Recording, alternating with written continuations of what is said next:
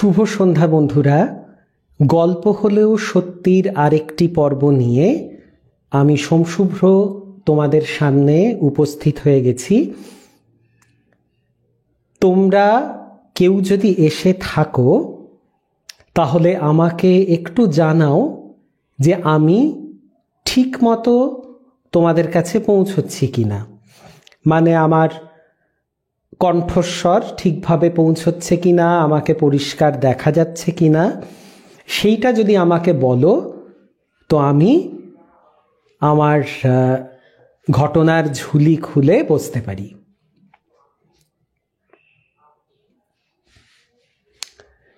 চৈতি এসেছে আমি দেখতে পাচ্ছি। চৈতি তো পাশের ঘরেই বসে আছে, কিন্তু আমার বাদ বাকি সমস্ত দাদারা, দিদিরা, ভাইয়েরা, বোনেরা তারা কোথায়?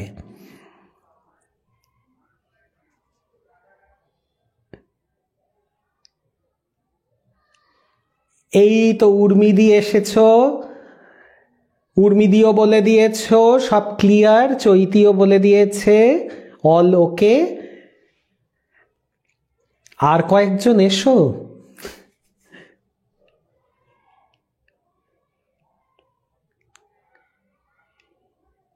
এই তো দিদি এসে গেছো। দিদি তোমাকে আবার চাই, কিন্তু প্রচণ্ড ডিম্যান্ড, প্রত্যেকে বলছে যে দিদির গল্প আরো শুনতে চাই।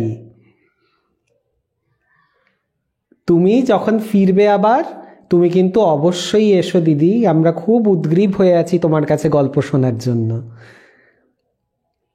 ও তুমি আজ ফিরলে? সব ভালো ভালো ছিল তো, মানে ঠিকঠাক পথে কোনো অসুবিধা হয়নি তো?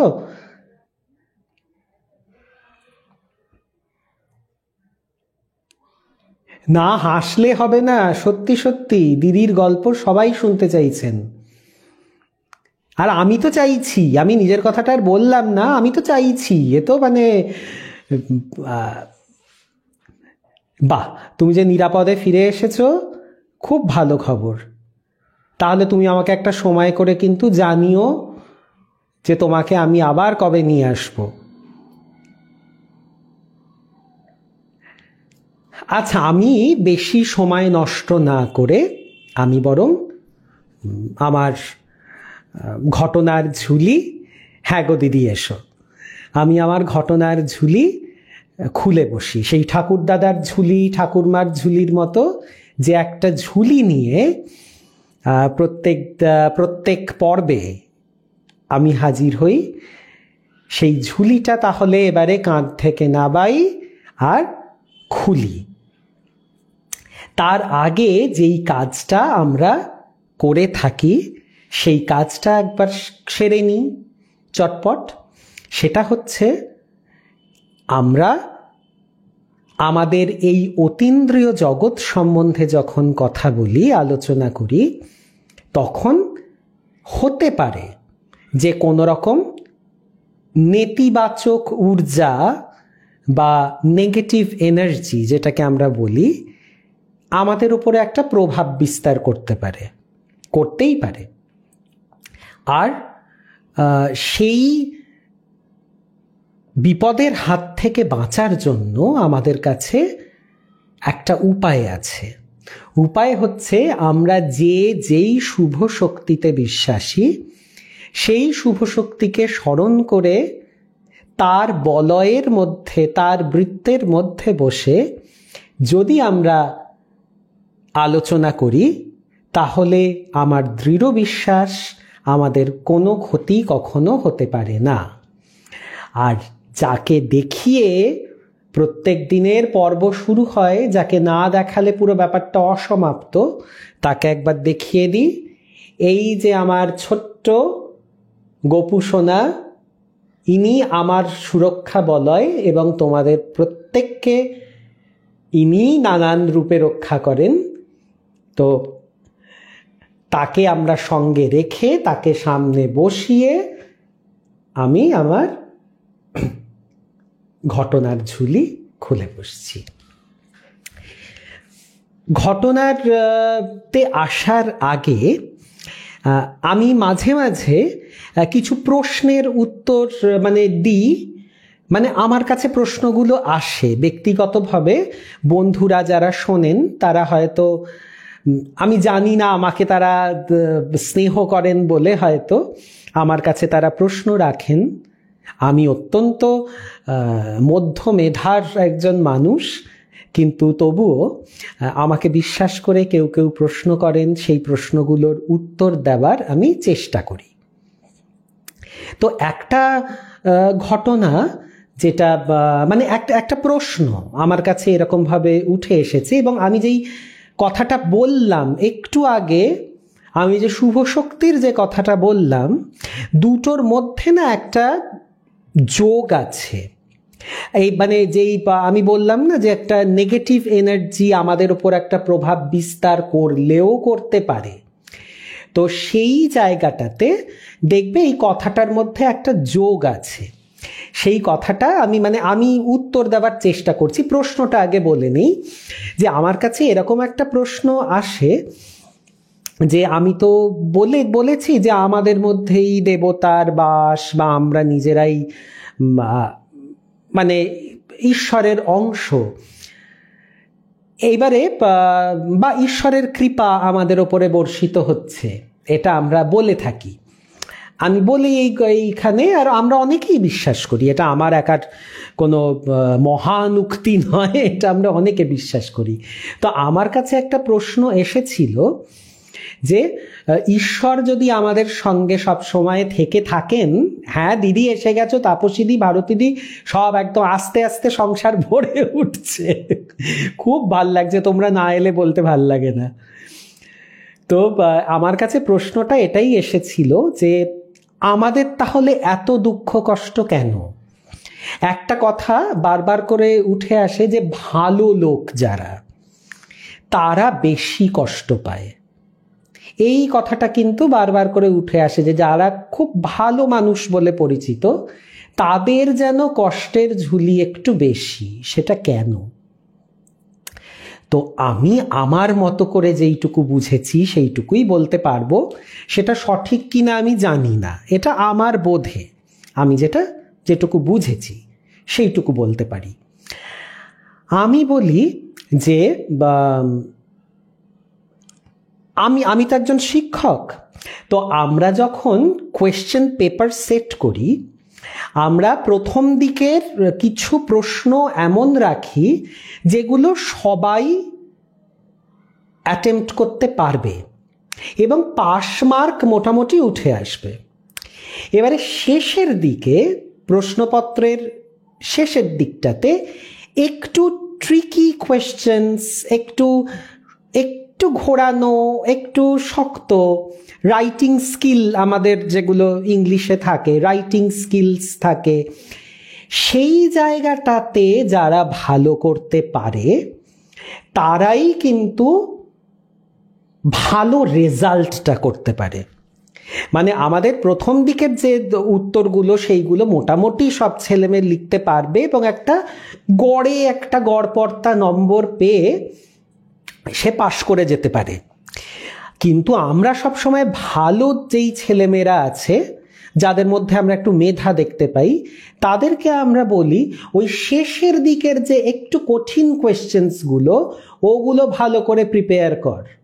ওগুলো ভালো করে প্রিপেয়ার করলে কি হবে, তুমি কিন্তু মানে ভালো ছেলেমেয়েদের পজিশনটা ওখানেই ঠিক হয়ে যায়। এইবারে এই যে কঠিন প্রশ্নের যে অংশটা, এটা কিন্তু ঈশ্বর যাকে মনে করেন যে অ্যাটেম্প্ট করতে পারবে, যে গড়পড়তা পাশ করার ছেলে বা মেয়ে নয়, যার কাছ থেকে ঈশ্বর একটু বেটার রেজাল্ট আশা করেন, মানে ঠাকুর মনে করেন যে এই তো দিদি এসে গেছো, শম্পা, নীলাঞ্জন সব এসে যাচ্ছে, বুবাই এসেছিস, খুব ভালো। তো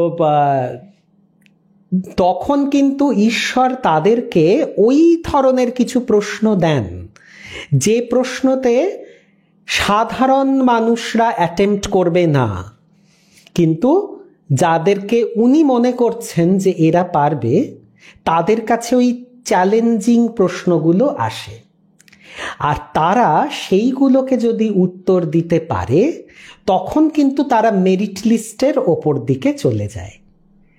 কাজেই আমাদের জীবনে যখন কোনো, আমরা বলি যে ভালো মানুষদের মধ্যে দুঃখ কষ্ট বেশি আসে, মানে ভালো মানুষরা, আমরা যাদেরকে বলি ভালো মানুষ বা ভাবি ভালো মানুষ, ঈশ্বরও নিশ্চয়ই তাদেরকে ভালো মানুষ বা ভালো স্টুডেন্ট ভাবেন, এবং তাদের জন্য কিছু চ্যালেঞ্জিং প্রশ্ন তিনি কিন্তু ছুঁড়ে দেন, যাতে তারা সেইগুলোকে অ্যাটেম্প্ট করে অ্যাভারেজ রেজাল্টের চাইতে নিজেদেরকে একটু উঁচু স্থানে মেরিট লিস্টের প্রথম দিকে তারা নিজেদেরকে প্রতিষ্ঠা করতে পারে। এটা আমার ধারণা। এইটা সঠিক কি বেঠিক তা তো জানি না, কিন্তু আমার কাছে যখন এই প্রশ্নটা আসে, আমার মনে হয়েছে আমার না না নীলাঞ্জন গল্প মিস করনি, এই সবে শুরু করছি, একটা প্রশ্নের উত্তর দিচ্ছি। তা আমার কাছে যখন এই প্রশ্নটা আসে যে ভালো মানুষদের এত কষ্ট কেন, তখন আমার মনে হয় যে এইটা তো অনেকটা আমাদের এক্সামিনারদের কোয়েশ্চেন পেপার সেট করার মতো, যে প্রথম দিকের পোর্শনটা থাকে মোর অর লেস বেশ ইজি, যে কোনো ছাত্রছাত্রী সেটায় পাশ করে যেতে পারবে সেগুলো অ্যাটেম্প্ট করে, কিন্তু শেষের দিকের কয়েকটা চ্যালেঞ্জিং পার্ট থাকে যেইটা কিনা অনেকে অ্যাটেম্প্ট করেই না, মানে একদম ছেড়ে দেয়। আমরা এরকমও খাতা পাই যে পুরো পেছনের অংশটা একদম সাদা, কিন্তু এই ট্রু অর ফলস, রিঅ্যারেঞ্জ, এই সমস্ত করে টোরে তারা fill in the blanks, article prepositions এসব করে টোরে তারা পাশ করে গেছে, কিন্তু আসল প্রশ্নগুলো মানে যেটা মেরিট নির্ধারণ করবে সেটা তারা অ্যাটেম্প্ট করেনি। তা আমার মনে হয় যে ঠাকুর যখন দেখেন যে এই ছেলে বা এই মেয়ের মধ্যে তো মেধাটা রয়েছে, তাহলে কে একটু চ্যালেঞ্জিং প্রশ্ন দিয়ে দেখি, এ যদি উত্তীর্ণ হতে পারে মেরিট লিস্টের ওপর দিকে সে উঠে যেতে পারবে। আর আরেকটা কথা তো সবসময়তেই বলা হয়, মা আনন্দময়ী বলতেন, আমাদের জগৎজননী মা শারদা বলতেন, আমাদের প্রাণের ঠাকুর শ্রীরামকৃষ্ণ বলতেন যে যত তুমি ভোগ করবে এই কর্ম করতে করতেই তোমার কর্মনাশ হবে। যত বেশি ভোগ করে নেবে মানে তত বেশি কেটে যাচ্ছে, তোমার ভোগান্তিটা তাড়াতাড়ি কেটে যাচ্ছে ভুগে ভুগে। তো কাজেই এইটাতে কখনো ভয় পেতে নেই। এবারে আমি যেটা নেতিবাচক ঊর্জার কথা বা নেগেটিভ এনার্জির কথা বলছিলাম, এটা কি করে রিলেটেড, আমরা দেখেছি পজেশনের ক্ষেত্রে স্পেশালি, যে যখন কোনো আত্মার ভর আমরা বলি, যে কারুর ঘাড়ে চেপে বসেছে ভূত, তখন কিন্তু আমরা দেখি যে সেই মানুষটি কিন্তু মানসিকভাবে একটা খুব খুব লো ফেজের মধ্যে দিয়ে যাচ্ছে, একটা ডিপ্রেশনের মধ্যে দিয়ে যাচ্ছে, একটা কষ্টের মধ্যে দিয়ে যাচ্ছে, তার মনোবল তখন কিন্তু ভাঙা। এটা আমি আগেও একবার বলেছিলাম যে দেখো, পজেস কিন্তু একমাত্র অশরীরই করে না। তুমি দেখবে, তুমি যদি একটু দুর্বল হও, তোমার ধারে কাছে যে সবল মানুষটি আছে তার উদ্দেশ্য যদি ভালো না হয়, সে কিন্তু তোমার ঘাড়ে চেপে বসবে, সে তোমাকে জোর করে তোমাকে দিয়ে এমন সব কাজ করিয়ে নেবে যেটা তার লাভ হয়। তুমি দুর্বল হলে তুমি তার কাছে সাহায্য চাইতে গেলে বা তোমাকে দুর্বল দেখে সেই সবল কিন্তু তোমার ঘাড়ে একেবারে চেপে বসলো এবং বসে তার সুবিধা মতো তোমাকে একটা পুতুল খেলার মতো, তোমাকে পুতুলের মতো আঙুলের এরকম আঙুল নাড়িয়ে তোমাকে নাচিয়ে গেল। তো কাজেই যদি একজন দেহধারী মানুষ এইটা করতে পারেন, তাহলে তো একজন অশরীরীও সেই চেষ্টাটাই করবেন, যদি সে ভালো না হয়, যদি সে ভালো না হয় অবশ্যই। তখন কি হয় যে তোমাকে যদি ভাঙা অবস্থাতে কেউ পায় না, সে তোমার পুরোপুরি অ্যাডভান্টেজটা নেবে, সুবিধাটা নেবে। কাজেই আমার সবসময়তে আমার একদম প্রিয় তোমরা আমার খুব প্রিয়, যে আমি মন থেকে তোমাদেরকে দাদা, দিদি, বন্ধু, ভাই, বোন এরকম মানি।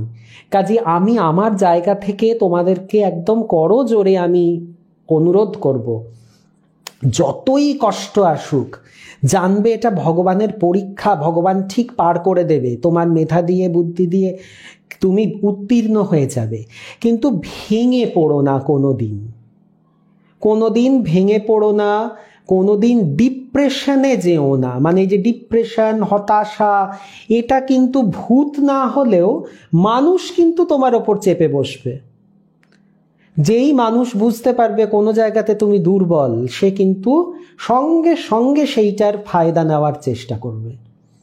কাজেই ভাই বলো, বন্ধু বলো, আমার ছাত্রছাত্রীরা যারা আছে, যারা স্যার বলো আমাকে, আমি প্রত্যেকের কাছে একটা অনুরোধ করব আমার জায়গা থেকে, যে তোমরা কোনো দিন কোনো হতাশাকে প্রশ্রয় দিও না। তোমরা জানবে যে ঠাকুরের একটা চ্যালেঞ্জ দিয়েছেন, এবং ঠাকুর কিন্তু তোমাকে বিপদে ফেলে মজা দেখার জন্য দেননি। আমাদের ভেতরে তো উনিই আছেন, উনিই অপারেট করছেন। আমি যেই কষ্টটা পাচ্ছি সেটা কিন্তু আমার শরীরের ভেতর বসে উনি সেই কষ্টটা পাচ্ছেন। কাজেই আমাদের প্রত্যেকের ভেতরে বসে আমাদের প্রত্যেকটা কষ্ট কিন্তু আমাদের ঠাকুর, আমাদের আত্মা পাচ্ছেন। সেই কষ্টটা তিনিও ভোগ করছেন। আমরা যদি আমাদের মানে অবতার পুরুষদের কথা বলি, শ্রী রামচন্দ্র, শ্রীকৃষ্ণ, ভগবান শ্রীকৃষ্ণ এবং আমাদের পরম পুরুষ ভগবান শ্রী রামকৃষ্ণ, তাদের জীবনগুলো দেখো কি মানে কণ্টকময় পথ।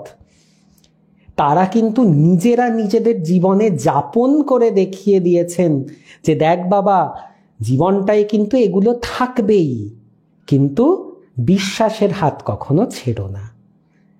কাজেই এই দোলাচল মনে যাতে না আসে, কখনো আমরা যেন হতাশার গ্রাসে না পড়ি। আমি সব সময় আমার বন্ধুদের, আমার আপনজনদেরকে এই কথাটা মনে করিয়ে দেব। লাইকওয়াইজ তোমরাও যদি কখনো দেখো যে সোম দুর্বল হয়ে পড়েছে, কি সোমের মনে হতাশা এসেছে, আমি চাইব তোমরাও আমাকে সেই সাহসটা জুগিয়ে দেবে, তোমরা মনে করিয়ে দেবে আমাকে এই কথাটা, যদি আমি বিস্মৃত হই। অতএব এই নোটটা দিয়ে আমি আশা করি যিনি আমাকে প্রশ্নটা করেছিলেন যে ভালো মানুষ কষ্ট বেশি পায় কেন, আমার মনে হয় হয়তো কিছুটা আমি উত্তর দিতে পারলাম আমার মতো করে। কিন্তু আমি তো জানি না, মানে আমি তো বেদ উপনিষদ সেই তার থেকে বহু ক্রোশ দূরের মানুষ, সাধারণ, অত্যন্ত সাধারণ মানুষ। কাজে আমার বিশ্লেষণটা সত্যি ঠিক কিনা আমি জানি না, কিন্তু আমার মনে হলো যে বুঝি এরকমই, সেই জন্য তোমাদের সঙ্গে আমি ভাগ করে নিলাম। এবারে যখন পজেশনের কথা বলছি, তখন একটা অদ্ভুত পজেশনের গল্প তোমাদেরকে শোনাই। সেইটা এই যে জয়িতাদি, মানে জয়িতা দাস দি, আমার দুটো জয়িতাদি আছে, গল্প হলেও সত্যিতে। তো আমার এই জয়িতাদি, যেই দিদিকে আমি দেখতে পাচ্ছি, আমার মাতৃসমা দিদি, এবং আমায় ভীষণ ভালোবাসে। কেন এত ভালোবাসে আমি জানি না, কিন্তু আমি এত স্নেহ পাই এই দিদিদের কাছ থেকে। আর জয়িতাদি এত মানে আমাকে আদর করেন, তার ভালোবাসায় মানে আমাকে একদম স্নান করিয়ে দেন।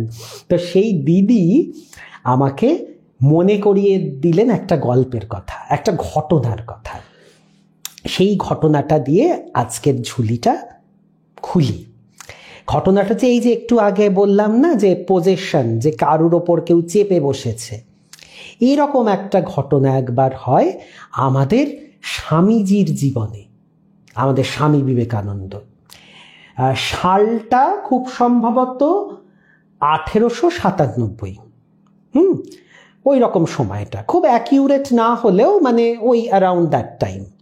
সে সময় স্বামীজি তো ফিরেছেন, এখানে দেশে দেশে ফিরেছেন, এবং তিনি আছেন আলমোড়াতে। আলমোড়ার থেকে তিনি কিছুদিন ওখানে থেকে তিনি চলে যাবেন মায়াবতীতে, মিসেস সেভিয়ারের বাড়িতে তিনি যাবেন। তো সেই সময়তে আলমোড়াতে যখন তিনি রয়েছেন, সেই সময় একজন ভদ্রলোক যার নাম বদ্রিশা, সেই বদ্রিশা বাবুর সঙ্গে স্বামীজির একটু পরিচয় হয়। তো বদ্রিশাবাবু আর স্বামীজি বসে একটু কথোপকথন করছেন, একটু আলোচনা করছেন কিছু কথা জরুরি। এমন সময় বাইরে প্রচণ্ড কোলাহল, ভীষণ কোলাহল। তো স্বামীজি বলছে, কি হলো রে, এত চেঁচামেচি কেন, কি হয়েছে? তখন তো কি কয়েকটি লোক ছুটতে ছুটতে এসে বলছে, স্বামীজি, গ্রামের একটি লোককে ভূতে পেয়েছে, ভূতে ধরেছে তাকে, এবং তাকে ভূত ছাড়ানোর চেষ্টা করা হচ্ছে, কিছুতেই তো ভূত যাচ্ছে না, তো আপনি একটু চলুন। এবারে দেখো, গৈরিকধারী সন্ন্যাসী আর স্বামীজি ওই রূপ, মানে ওই তেজ, বুঝতেই পারছো যে কোনো মানুষ ভরসা করবে তাকে। একে তিনি গেরুয়াধারী সন্ন্যাসী, তার মধ্যে ওই মানে স্বামীজির মানে চোখ মুখ, তার তেজ, তো আমি কি আর বলবো। তো দেখে সবাই বুঝেছে যে স্বামীজি তো পারবেই কিছু একটা করতে। তো স্বামীজি তো বললে, ঠিক আছে চল দেখি। এবারে স্বামীজি তো এসছেন, এসে দেখছেন যে এরকম একটা জায়গাতে এরকম আগুন জ্বালানো হয়েছে, আর তার চারিদিকে বহু লোক গিজগিজ গিজগিজ করছে, যারা দেখছে, দর্শক। আর একটি লোক যে ওই পাগল পাগল করছে, মানে একটা অদ্ভুত তার অস্বাভাবিক তার আচরণ।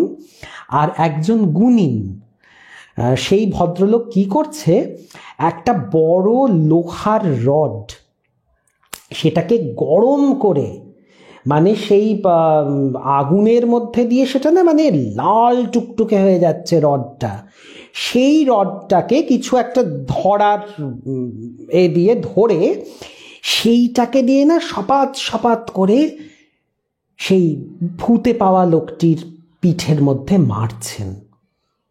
মানে সেটা নারকীয় দৃশ্য, আর লোকটি তো চিৎকার করে উঠছে।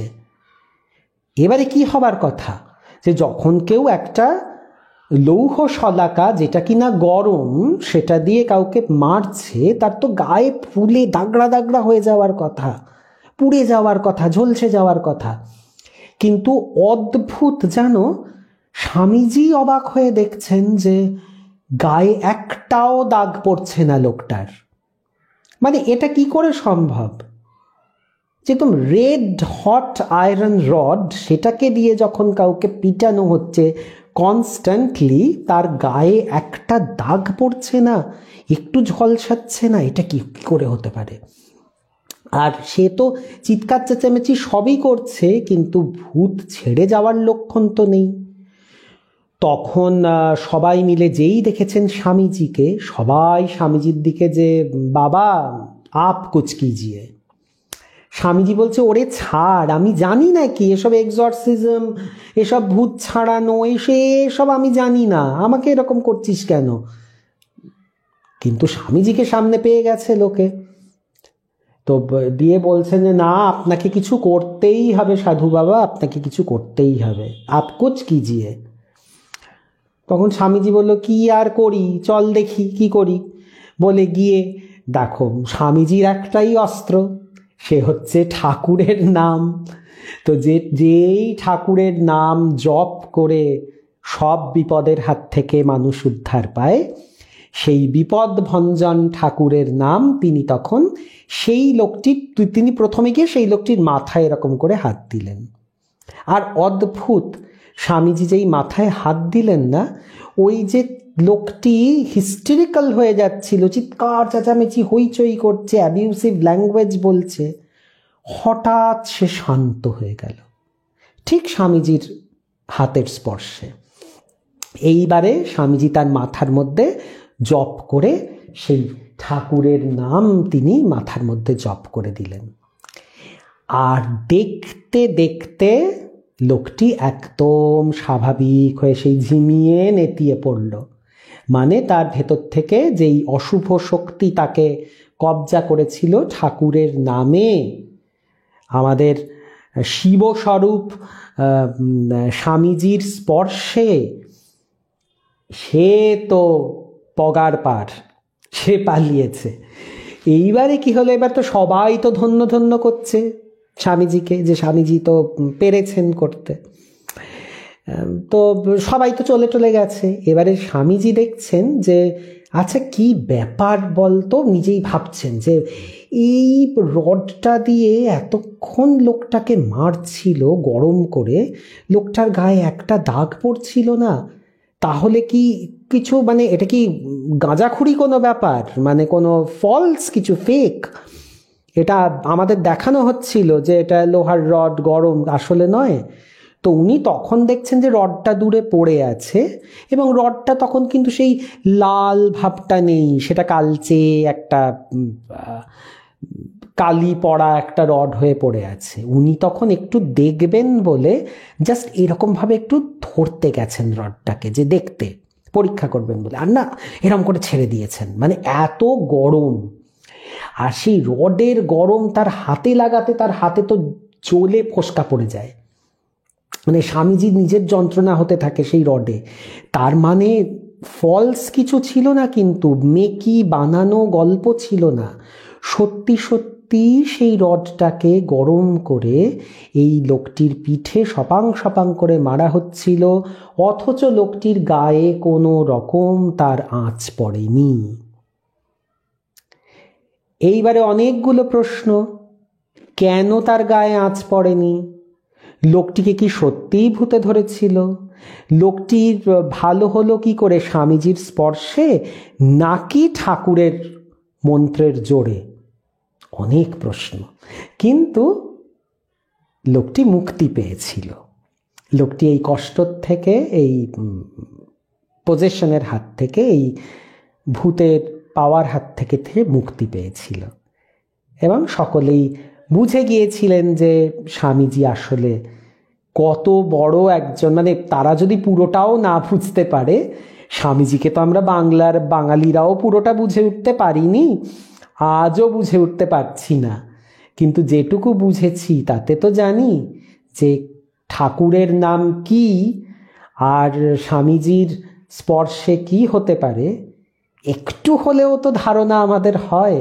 তো এইটা কিন্তু একটা প্রত্যক্ষ ঘটনা স্বামীজির জীবনে ঘটেছিল, স্বামীজির এটা উল্লেখ করে গেছেন। তো খুব ইন্টারেস্টিং না গল্পটা, বলো? এইবারে আমি চলে যাচ্ছি একটা অন্য গল্পে। আচ্ছা, এই যে গল্পটা বললাম স্বামীজির গল্প, তোমাদের কেমন লাগলো একটুখানি আমাকে বলো। যে স্বামীজির এই দেখো ভূতের গল্প হলো, আবার তার মধ্যে ঠাকুরও রইল, স্বামীজিও রইলেন, কাজেই আমরা পজিটিভই বলতে পারি। তো এটা একটা পজিটিভ ঘটনা দিয়ে কিন্তু শুরু হলো। এইবারে একদম গ্রাম বাংলার যে ভূতের গল্প, সেই রকম একটা ভূতের গল্প, মানে একটা ছোট ছোট 3-4টে গল্প শুনবো। এরকম হয়েছে কি, যে সময়কার কথা সেইটা ধরো ওই বোধহয় অ্যারাউন্ড 70s, ওই 70-এর সময়কার ঘটনা। সেই সময়তে একজন পল্লীবালা, একটি গ্রামের ছোট্ট মেয়ে, ইসলাম ধর্মাবলম্বী, সে তো তার গ্রামে সে খেলে বেড়াচ্ছে, যেরকম করে বাচ্চা মেয়েরা, গ্রামের বাচ্চা মেয়েরা যেরকম খেলে, সে খেলছে। খেলতে খেলতে তার বাড়ির পিছন দিকে একটা মানে ডুমুর গাছ ছিল, বড় ডুমুর গাছ। আর ডুমুর গাছের পাশে না একটা গর্ত মতো ছিল। কিসের গর্ত কেউ অতটা মানে সে তো ছোট, সে তার অত জানা টানাও ছিল না। এবারে সেখানে করতে গিয়ে, মানে ডুমুর গাছের তলাতে একটা গর্ত মতো আছে মাটির, এবারে সে গিয়ে লুকোচুরি খেলছে। লুকোচুরি খেললে তো জানো, আমরাও যখন ছোটবেলাতে লুকোচুরি খেলতাম, বিদঘুটে বিদঘুটে জায়গা খুঁজে বার করতাম, মানে বিচ্ছিরি বিচ্ছিরি জায়গাতে গিয়ে লুকোতাম, যাতে আমাদেরকে কেউ ধাপ্পা দিতে না পারে, খুঁজে না পায়। তো করতে করতে গেছে কি, এই বাচ্চা মেয়ে তো সেই ডুমুর গাছের কাছে গিয়ে লুকিয়েছে। তখন সন্ধে হয়। এই সময়তে আমি কিন্তু জায়গার নাম উল্লেখ করলাম না, তবে আমাদের মানে এখন, তখন যেটাকে আমি পল্লীগ্রাম বলছি 70s, এখন সেটা কিন্তু মফস্বলের আওতায় পড়ে গেছে। মানে এখন সেখানে দিব্যি শহুরে হাওয়া তার গায়ে লেগেছে এবং সে আস্তে আস্তে কিন্তু বেশ একটা শহর শহর স্টেটাস সে লাভ করছে। কিন্তু সেই সময় ছিল একদম অজপাড়াগা। তো সে তো ওখানে লুকোতে গেছে, আর তখন সন্ধে সবে হয়। সেইখানে হঠাৎ সে দেখছে ওই গর্তটার মধ্যে থেকে না একটা সাদা সাদা কি বেরিয়ে আসছে। প্রথমে ছোট, এবারে সেটা যখন বেরিয়ে এসেছে, বেরিয়ে একটা ফর্ম, একটা আকার নিয়েছে। সেই জিনিসই বলছি, কারণ বুঝতে পারছে না কি। এবং তখন না ওই আধার আস্তে আস্তে ঘনিয়ে আসছে, অন্ধকার হচ্ছে। আর ওই ঝাঁকড়া গাছ বড়, তার তো ছায়া, মানে নিবিড় ছায়া, গাছের তলাকে আরো বেশি আধার লাগছে। সেখানে ওই সাদা জিনিসটা বেরিয়ে একটা 4 পে পশুর আকার নিল ওই এর থেকে বেরিয়ে, গর্তটার থেকে বেরিয়ে। মেয়েটি কিন্তু দেখছে, মানে সে না এরকম স্তম্ভিত হয়ে এরকম করে দেখছে কৌতূহলের সঙ্গে। এবারে তার আকার দেখে সে বুঝতে পারছে একটা বাছুর, মানে একদম সদ্য জন্মালে গরুর সদ্য ভূমিষ্ঠ হওয়া যে সন্তান বাছুর যেরকম হয় সেরকম একটা। এইবারে হচ্ছে সবচেয়ে অদ্ভুত বিভৎস অংশ, ওই আবছায়া অন্ধকারে মেয়েটির মনে হলো বাছুরের মুখটা কিন্তু বাছুরের নয়, মানুষের মতো। কি অদ্ভুত, ভাবলেই কিরকম গাটা শিউরে উঠছে না, যে 4 পে একটা বাছুর কিন্তু মুখটা অনেকটা মানুষের আকৃতির। ও এইটা যখন ওর বোধ হয়েছে যে এটা একটা, আমি একটা অস্বাভাবিক কিছু দেখছি, এরকম জিনিস হয় না, ও তখন সে পড়ি কি মরি করে দৌড়ে তার বাড়িতে গিয়ে, ওমা শোনো শোনো শোনো শোনো, কি হয়েছে রে? মা, আমি এরকম একটা জিনিস দেখেছি। ধুস, কি দেখেছিস? সারাদিন বুনো মেয়ে, সারাদিন বনে বাজারে ঘুরে বেড়াচ্ছে, খেলে বেড়াচ্ছে, সন্ধ্যাবেলায় গেছিস কেন ওই পেছন দিকে? এরকম হয় নাকি? ধুর, কিচ্ছু না। মেয়ের তো মন খুব খারাপ, বলছে যে আমি তো দেখলাম, দেখে আমি ভয় পেয়ে দৌড়ে এলাম, আমি তো স্বপ্ন টপ্ন দেখিনি, আমি তো জেগে আছি, আমি তো খেলছিলাম। তো মা তো বিশ্বাস করলেন না, 1জন 2জনকে গিয়ে বলার চেষ্টাও করলো, মামাকে কি বাবাকে কি কাকাকে এরকম বলার চেষ্টা করছে, সবাই না ব্যাপারটাকে পুরো হেসে উড়িয়ে দিয়েছে। আর আমাদের একটা কনসেপ্ট তো খুব আছে বিদেশে, বিশেষ করে আমি যা শুনেছি বা সিনেমা টিনেমায় দেখি, যে ইম্যাজিনারি ফ্রেন্ডস বা নানান রকম কাল্পনিক চরিত্র। তো সেই ওরা ভাবছে কি, যে যেই খেলতে গেছে ও বোধহয় একটা কল্পনা করে নিয়েছে, ইম্যাজিন করে নিয়েছে এরকম একটা অদ্ভুত একটা মানুষ আর গরু মিশানো একটা কোনো প্রাণী। এরকম আবার হয় নাকি, সেই আবল তাবলের হাঁসজারুর মতো। তো তখন ওরা তো সবাই ব্যাপারটাকে পাত্তা দেয়নি, কেউ পাত্তা দেয়নি। এইবারে কিছুদিন পরে এই মেয়েটির মামা সে দৌড়াতে দৌড়াতে এসছে, দিদি দিদি দিদি শোন শোন শোন, আমার সঙ্গে কি হয়েছে। মানে মেয়েটির মায়ের কাছে এসেছে। কি হয়েছে, তুই এরকম করছিস কেন? তোর মেয়ে মিথ্যে কথা বলেনি রে, আমি দেখেছি। মানে এবারে এই মামাটি ভীষণ ভালো আড়ির কাজ করত। আমি কিন্তু ভীষণ আড়ি কাজ ব্যবহার করি। আমি যখন জামা কাপড় ডিজাইন করি, আমাদের আড়ি কাজের ওপর খুব কাজ হয়। খুব সুন্দরভাবে টান টান করে একটা কাপড়কে একটা ফ্রেমের মধ্যে বেঁধে নিয়ে ওই জুতো সেলাইয়ের মতো করে ওপর থেকে সূচকে বিধিয়ে বিধিয়ে বিধিয়ে বিধিয়ে রেশম আর জড়ি এসব দিয়ে কাজ হয়, অপূর্ব কাজ হয়। তো সেই আড়ি কাজ করতেন এই মেয়েটির মামা।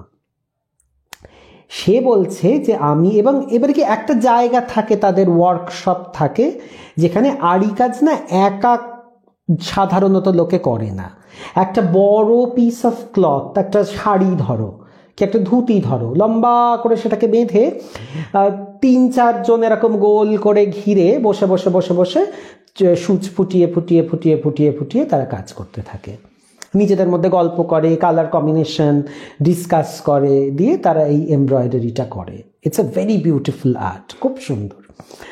তো উনি ওই কাজটা করতেন। এবারে ওয়ার্কশপে এক জায়গাতে অনেকে আছে, উনি কাজ টাজ করে কি হয়েছে, একটু রাতের দিক হয়ে গেছে, ওই সন্ধে গড়িয়েছে, উনি এবারে সারাদিন কাজ করছেন। এই কাজগুলো না খুব এক্সস্টিং, খুব মানে শরীরের বেশ অনেকটা নেয়, শক্তি নেয়, এনার্জি নেয়, আর চোখে ধাঁধা লেগে যায়, আঙুল সবসময় চলতে থাকে না, তো একটা ব্রেক নেওয়া দরকার।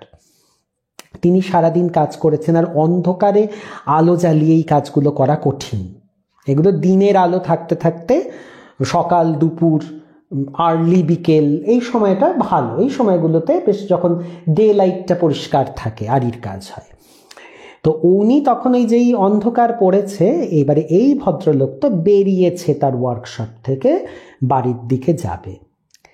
হঠাৎ দেখছে যে ঠিক তার উল্টো দিক থেকে এই রকমভাবে, মানে ওকে প্রায় চার্জ করে একটা গরুর বাচ্চা ছুটে আসছে, ল্যাকটাক ল্যাকটাক করতে করতে, সদ্যজাত গরুর বাচ্চাগুলো যেমন হয় সেরকম তিরিং বিরিং করতে করতে, ল্যাকটাক ল্যাকটাক করতে করতে এগিয়ে আসছে। এবং মানে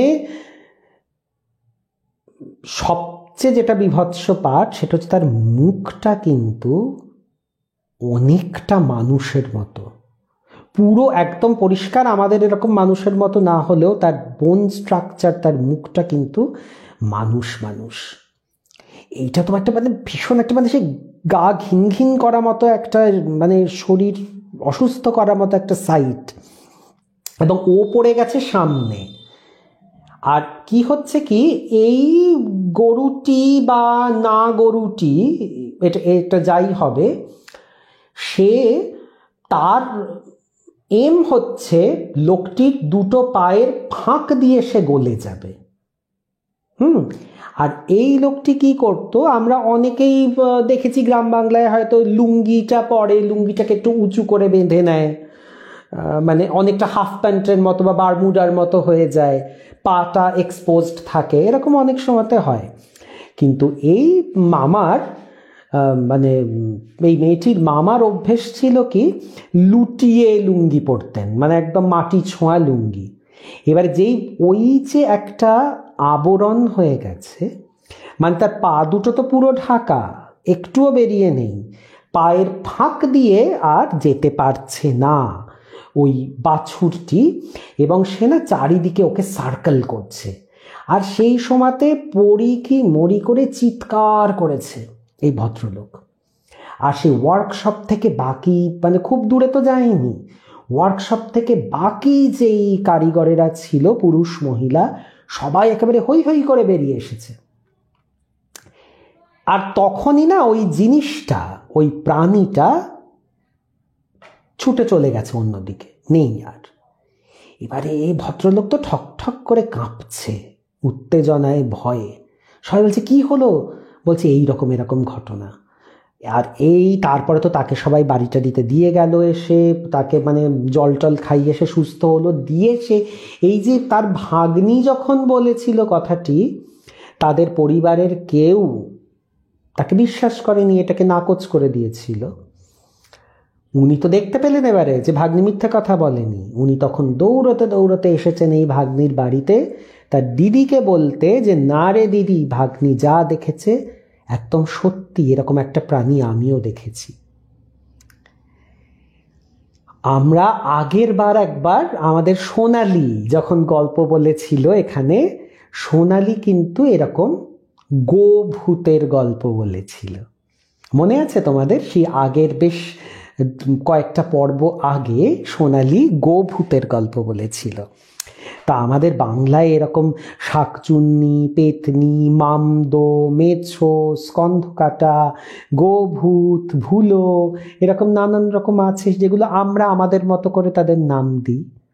তো এরকম ক্যাটেগরি, এগুলো যে সত্যি আছে এই ঘটনাগুলো তার জানি প্রমাণ। এবারে একে নিয়ে আরেকটি গল্প, এটা ওই একই পরিবারের, তবে এই দুটি ঘটনার মধ্যে বেশ কিছু বছরের একটা ব্যবধান আছে। সেটা হয়েছে, এই ছোট মেয়েটি তো আস্তে আস্তে বড় হয়েছে, এই মেয়েটির এক ভাই, সেও একটু বড় হয়েছে, সে এবারে হয়েছে কোরআনে হাফেজ। আমি লিখে রেখেছি, বা আমাকে যিনি গল্পটা বলেছেন তিনি বলেছেন যে কোরআনে হাফেজ উপাধি সে পেয়েছে। কোরআনে হাফেজ বিষয়টা কি, সে আমাকে যেটা বলেছে যে যিনি না দেখে গড়গড় করে কোরআন শরীফ বলে যেতে পারেন, মানে এতটাই তার সেই বিষয়টার উপরে ব্যুৎপত্তি, উনি এতটাই দক্ষ সেই পুরো এটাতে, বিষয়টাতে, সেই স্ক্রিপচারের ওপরে, যে তিনি একদম না দেখে অনর্গল গড়গড় করে কোরআন শরীফ বলে যেতে পারেন।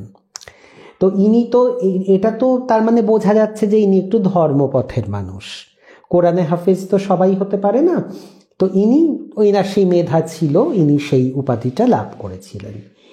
এইবারে উনি কিছু, যেরকম আমাদের সনাতন ধর্মে আমরা একটু তন্ত্র মন্ত্র এই ব্যাপারগুলো আছে, তান্ত্রিক ক্রিয়া, তো ইসলাম ধর্মেও একই রকম আছে। সব ধর্মেই কিন্তু থাকে, মানে নামগুলো হয়তো আলাদা, তাদের আমরা হয়তো অতটা জানি না, কিন্তু সব ধর্মেই এই বিষয়গুলো থাকে।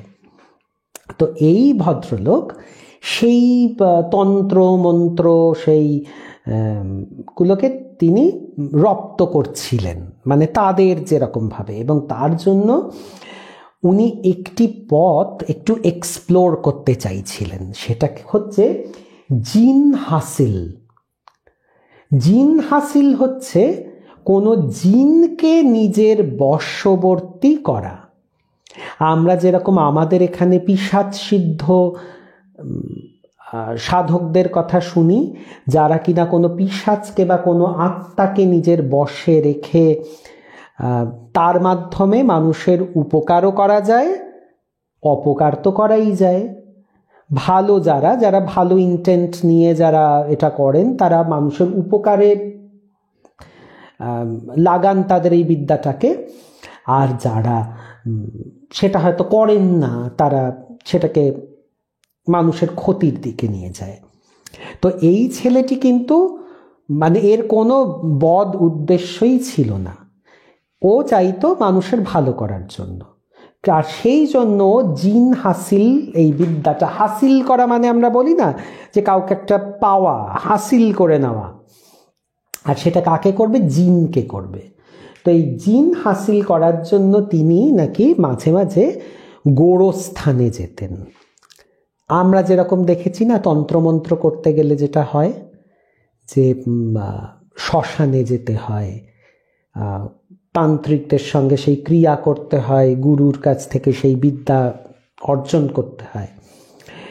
তো সেই রকম উনিও না একটু গোরস্থানে যেতেন, যে সেইখানে গিয়ে উনি কিছু ক্রিয়ার মাধ্যমে উনি কোনো জিনকে হাসিল করার চেষ্টা করতেন।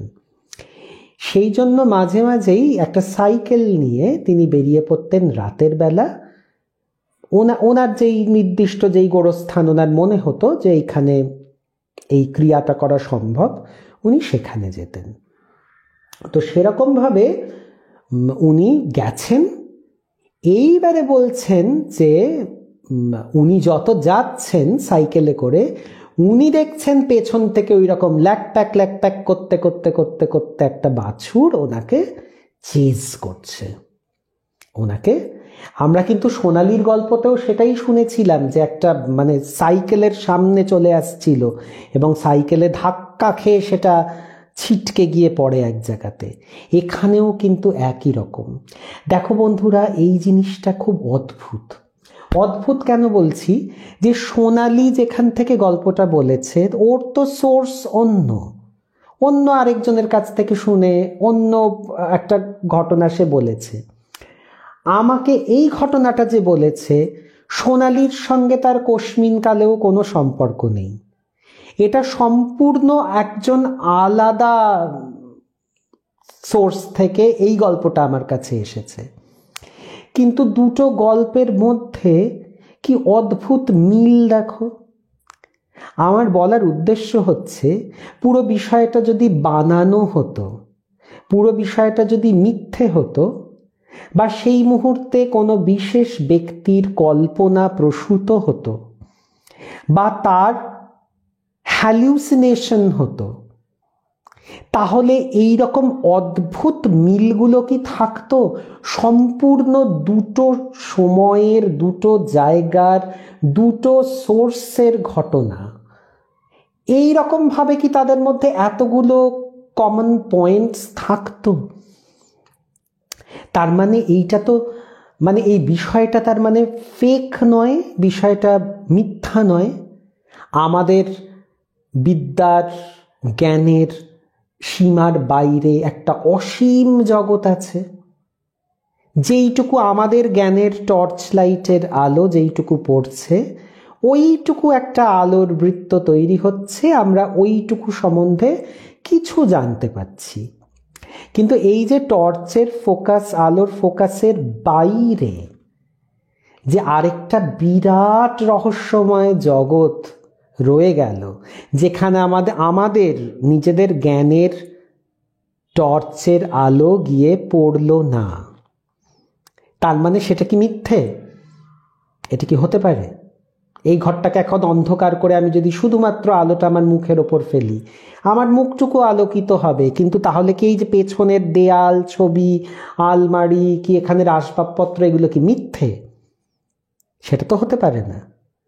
আর একটা জিনিস আমি মনে করি, যেই কনসেপ্টসগুলো, যেই ভাবনাগুলো, যেই ধারণাগুলো লক্ষ লক্ষ বছর, হাজার হাজার বছর ধরে মানুষের মুখে মুখে ফিরছে, একটা মিথ্যার আয়ু কখনো এতটা হয় না।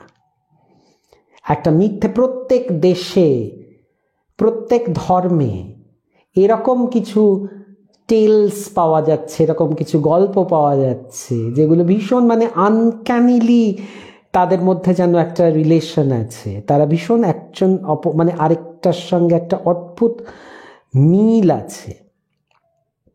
তো সেইটাকে, সেই প্রাণীগুলো বা তাদেরকে নিয়ে ঘটনাগুলো কি মিথ্যে হতে পারে? এত যুগ ধরে কোনো মিথ্যের আয়ু কখনো এত লম্বা হতে পারে না। তো এই গল্পটা এইটুকুই ছিল, ওকে চেজ করছিল, আর ও তখন কি করে, ও দৌড়ে কোনো রকমে সেই সাইকেলের স্পিড বাড়িয়ে কোনো রকমে ও সেই গোরস্থান থেকে বেরিয়ে যায়, এবং ওই গোরস্থানের পেরিফেরি থেকে ও যখন বেরিয়ে যায়, ওই প্রাণীটিও তাকে ফলো করা বন্ধ করে দেয়। তো এই ছিল আমাদের গোভূতের গল্প। এইবারে আরেকটি গল্প বলি, আমার এই সোর্স থেকেই পাওয়া।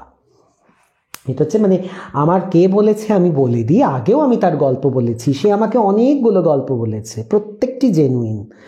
আর সেই গল্পগুলো আমি তোমাদেরকে টুকরো টুকরো করে ভেঙে ভেঙে ভেঙে ভেঙে মাঝে মাঝে বলি। তো এই গোভূতের 3টে গল্প হলো। এইবারে সেই বলছে, সে হচ্ছে আমার ছাত্র বাসির। তো বাসির অনেকগুলো, সে জানে যে স্যারের এই খ্যাপামি আছে, তো সে স্যারের জন্য সে তার মায়ের কাছ থেকে, তার বাবার কাছ থেকে, বন্ধুদের কাছ থেকে, নিজের অভিজ্ঞতা সব কিছু মিলিয়ে মিশিয়ে কালেক্ট করে সে একটা বড় গল্পের পুঁটলি বানিয়ে আমাকে উপহার দিয়েছে, যে স্যার গল্পের আসরে বলবে। তো বাসিরের সেই গল্পের ঝুলি থেকে অল্প অল্প করে আমি তোমাদের আজকে, যেমন আমি এই 3টে গোভূতের গল্প শোনালাম, আর একটা গল্প শোনাবো, আবার পরের কোনো পর্বে আমি বাসিরের বাকি আরো কয়েকটা গল্প শোনাবো। এরা না থাকলে গল্প হলেও সত্যি কি চলে বলো? এই যে অফুরান যে সাপ্লাই অফ ঘটনা, এইটা তো তোমাদের জন্যই সম্ভব বন্ধুরা, যে তোমরা পাঠাও বলেই তো আমি এগুলোকে সকলের সামনে তুলে ধরতে পারি। তো এইবারে হয়েছে কি, একবার বাসিরের এক মামা, তো মামা আর মামির মধ্যে লেগেছে ঝগড়া। এ তো আমরা জানি যারা আমরা বিবাহিত, যে দাম্পত্য কলহ না হলে আর সে দাম্পত্য হলো কি। এই তো মৌ এসেছিস, মৌ এসে গেছিস, নাকি মৌ বোধহয় আগেই এসেছি। যাই হোক, মৌ গল্প শোন।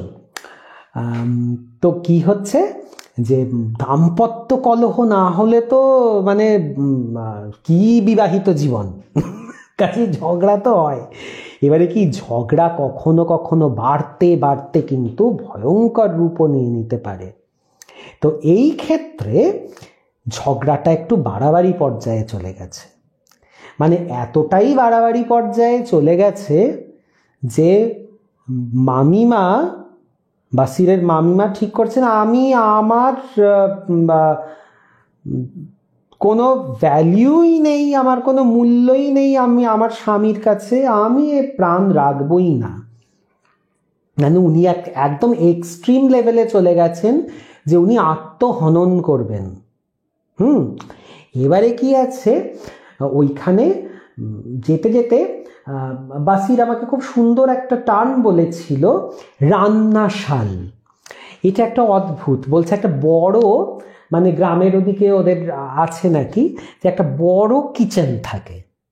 এবারে কি হয়, অনেক সময় একান্নবর্তী পরিবার একটু ভাগ হয়ে যায় না নিজেদের মধ্যে, যে সব সময় যে ঝগড়া মনোমালিন্য করে হবে তার কোনো মানে নেই। সুযোগ সুবিধা বুঝে অনেক সময় হয়ে যায় যে বাড়িতে হয়তো 3-4 জন ভাই আছে, তাদের হাঁড়ি আলাদা হয়ে গেল, সেটা হতেই পারে। এবারে সেটাই কি হয়েছে, যে ওই কিন্তু রান্নাঘরটা আলাদা হতো না। এটা খুব সুইট একটা কনসেপ্ট, যে রান্নাঘরটা একটা বড় রান্নাঘর, এই তার মধ্যে এবারে কিউবিকলের মতো, বুঝেছো তো? মানে এখানে হয়তো বড় ভাইয়ের উনুন, তার পাশে মেজো ভাইয়ের উনুন, তার পাশে সেজো ভাইয়ের উনুন, তার পাশে ছোট ভাইয়ের উনুন, এরকম করে, কিন্তু আন্ডার ওয়ান রুফ, একই ছাদের তলাতে একটা ঘরের মধ্যেই। কাজে সেখানে রান্না করতে করতে এই বউ ওই বউয়ের সঙ্গে গল্প করছে, এই শাশুড়ি মায়ের সঙ্গে কেউ কথা বলছেন, মহিলারা নিজেদের মধ্যে প্রীতি বিনিময় করছেন। অতএব মানে সব সময় আমাদের কিছু আইডিয়া থাকে যে হাঁড়ি আলাদা মানে বুঝি একটা সাংঘাতিক তিক্ততা, সেটা কিন্তু নয়। অনেক রকম কারণে সেটা হতে পারে। সেটা হতেও পারে হয়তো এক একজনের রান্নার চয়েস এক এক রকম, মানে that could B a reason. তো এরকমভাবে আলাদা আলাদা হতেই পারে। তো সেরকমভাবে উনি এবারে ঠিক, এবারে রাত্রিবেলাতে তো রান্নাশাল বন্ধ, নিঝুম, এবং সেটা বাড়ির থেকে একটু দূরে। আগেকার দিনের বাড়িগুলো একটু মনে করে দেখো, রান্নার জায়গা একটু দূরে, বাথরুমের জায়গা একটু দূরে, কুয়ো একটু দূরে, এরকম একটু দূরে দূরে হতো। তো একটু দূরে, তো সেই মামি তো রেগে টেগে গিয়ে, আমি জীবন রাখবই না, আমার স্বামী আমার সঙ্গে এরকম দুর্ব্যবহার করেছে বলে উনি গেছেন, গিয়ে কি উনি রান্নাশালে গিয়ে উনি নাকি ওখানে দড়ি নিয়ে আত্মহনন করবেন, এই তার উদ্দেশ্য। তো তিনি তো ওখানে গেছেন। এবারে ঢোকার মুখে একটা পুকুর আছে, পুকুরের পাশে আছে একটা সফেদা গাছ। এবারে সেইখানে হঠাৎ করে দেখছে একটা বেটে খাটো লোক হাতে একটা লাঠি নিয়ে, লম্বা দাড়ি, একজন বৃদ্ধ ভদ্রলোক, ছোটখাটো লম্বা দাড়ি, হাতে লাঠি, দাঁড়িয়ে আছে। এই, এখানে কে এসছিস? ও তো চমকে গেছে, কি একে? তখন ওই লোকটি বলছে কি, মরতে এসছিস, মরতে এসছিস, এরকম করছে। ও না, মানে ও তো ঘাবড়ে গেছে, বুঝতেই পারছে না কে। দেখো, গ্রামে সবাই সবাইকে মোটামুটি চেনে, মুখ চেনা, খুব পরিচয় না হলেও মুখ চেনা। একে কোনোদিন দেখেনি, আর লোকটার চেহারাটাই না একটু অদ্ভুত, মানে ভীষণ একটা লম্বা মতো দাড়ি, গাট্টা গোট্টা কিন্তু এরকম বেশ শর্ট হাইট, হাতে একটা পেল্লাই লাঠি, সব মিলিয়ে না একটা অন্যরকম ভাইব আছে ওর মধ্যে। বলছে মরতে এসেছিস? বল যা যা যা রান্নাশালে ঢোক, তোকে আর নিজে মরতে হবে না, আমি তোকে গলা টিপে মেরে ফেলবো। বলছে ঢোক ঢোক ঢোক, রান্নাশালে ঢোক, আমি তোকে গলা টিপে মেরে ফেলবো। এই শুনে মামিমা তো দৌড়তে দৌড়তে দৌড়তে দৌড়তে বাড়ি এসে আর কাকে বলা, মান অভিমান ভুলে সেই স্বামীকেই বলা। মানে এটা কিন্তু দেখো, মানে এটা বাসির আমাকে যেটা বলেছে যে ওদের মনে হয়েছে যে এই ভদ্রলোক আসলে একজন জিন। তো উনি কিন্তু এখানে একটা অদ্ভুত ব্যাপার হলো যে জিন কিন্তু নিজের অজান্তেই একটা প্রাণকে বাঁচিয়ে দিল আর ঝগড়াটাকেও মিটিয়ে দিল। মানে মামিমা তো ভয়ে যে কিনা প্রাণ দিতে গেছিলেন নিজের, সেই জিন এমন তারা করেছে, বলেছে আমি তোকে গলা টিপে মেরে ফেলবো। এইটা শুনে মামিমা দৌড়তে দৌড়তে এসে বাড়িতে, হ্যাঁ গো শুনছো, ওঠো। সঙ্গে সঙ্গে মামা তো উঠে এবং যথারীতি আবার সেই যা হয় আমাদের স্বামী স্ত্রীর মধ্যে ঝগড়া হলে একটা তারপরের পরিণতি কিন্তু একটা সুন্দর শান্তিপূর্ণ মিলন। তো কাজেই এখানেও সেটাই হলো যে ভয়টা, সেই প্রচণ্ড আতঙ্কটা, সেই ঝগড়া টগড়া পুরো ভুলিয়ে টুলিয়ে দিয়ে মামিমাকে আর মামাকে আবার ইউনাইট করে দিল। এবং মামিমার মাথার থেকে ওই ভূতটাও নামলো যে ওই যে নিজের জীবন শেষ করে ফেলবো, এই যে একটা ভয়ঙ্কর প্রতিজ্ঞা নিয়ে তিনি বেরিয়েছিলেন, সেটাও তার চলে গেল। তো কেমন লাগলো গল্পগুলো একটুখানি বলো। এরপরে আরেকটা খুব ইন্টারেস্টিং গল্প আসছে, সেটাই দিয়ে শেষ করব। স্নেহেন্দু বলছে আজ শুনছো, খুব ভাল লেগেছে, তুমি থাকো শেষ অবধি, পালিয়ে যেও না। সুজা এসছিস, তাপসীদি বলছো খুব ভাল লেগেছে, মৌ বলছিস অনেক আগে এসেছিস, আজকে খুব ভাল লাগছে, এই যে সবাই এসে গেছে। কল্পনা ম্যাডাম বলছেন বেশ ভালো লাগলো, তার মানে ভালোই হচ্ছে। মানে এত ইন্টারেস্টিং বিষয়গুলো। এইবারে তোমাদেরকে একটু ফ্ল্যাশব্যাকে নিয়ে যাব। ফ্ল্যাশব্যাক বলতে আমি একজন দিদির কথা বলেছিলাম, যে দিদি কিনা নর্থ বেঙ্গলে ছিলেন এবং তার একটা প্রিমনিশন হয়েছিল যে তার বাবা চলে যাবে তাদেরকে ছেড়ে। সেই গল্পটা কি তোমাদের, সেই ঘটনাটা কি তোমাদের মনে পড়ছে? তাপসীদি বলছে নাতনিও শুনছে, বাহ, ওয়েলকাম ওয়েলকাম। তো সেই গল্পটা আমি বলেছিলাম যে নর্থ বেঙ্গলে একজন দিদি থাকতেন, যিনি, তার মনে হতো শুধু তিনি তার পিসির বাড়িতে থাকতেন সেই সময়, তার আয়নার সামনে নিজেকে দেখলেই মনে হতো যে এই মেয়েটার বাবা চলে যাবে। মানে নিজেকে তিনি না অদ্ভুত একটা অবজেক্টিভলি দেখতেন, যেন অন্য একটি মেয়েকে দেখছেন, এবং তার মনে হতো যে তার বাবা খুব তাড়াতাড়ি চলে যাবে এবং বাবা যেদিন যাবে তার আগে প্রচণ্ড দুর্যোগ হবে, এবং সেটা অক্ষরে অক্ষরে মিলে যায়। সেইটা শুনেছিলে না? নীলাঞ্জনের মনে পড়েছে। দেখো, নয়তো আগের বোধহয় 2টো পর্ব আগেই বোধহয় বলেছি। সেই দিদি তখন একটা কথা বলেছিলেন, তোমরা মনে করে দেখো, যে তার মা বলেছিলেন যে তোর বাবার সঙ্গে আমার চুক্তি হয়ে আছে, 1.5 বছরের মাথায় আমি চলে যাব। তিনি বলেছিলেন যে তোর বাবার সঙ্গে আমার এই চুক্তি হয়ে আছে। তিনি তার স্বামী মারা যাওয়াতে খুব ভেঙে পড়েননি। তিনি বলেছিলেন যে না, আমি কান্নাকাটি খুব একটা করবো না, কারণ আমি তো চলে যাব। বললো কি? বললো হ্যাঁ। বলে তোর বাবার সঙ্গে তো আমার চুক্তি হয়েই আছে, একটা 1.5 বছরের চুক্তি, যে আমি যদি আগে যাই 1.5 বছরের মাথায় তোর বাবাকে ডেকে নেব, আর তোর বাবা যদি আগে যান 1.5 বছর পরে আমাকে ডেকে নেবেন। এই চুক্তিটা আছে। এই 1.5 বছর সময়টা কেন? এই 1.5 বছরে যা যা কাজ গুছিয়ে নেওয়ার সে কাজগুলো তিনি গুছিয়ে দিয়ে যাবেন। তো তার মধ্যে একটি গুরু দায়িত্ব হচ্ছে এই দিদি। দিদি তখন কিন্তু বেশ ছোট, মানে হাই স্কুলে পড়ে, তারপরে কলেজে গেছে সদ্য, এরকম একটা অবস্থা। দিদিকে একটি সুপাত্রের হাতে দিদিকে দিয়ে যেতে হবে।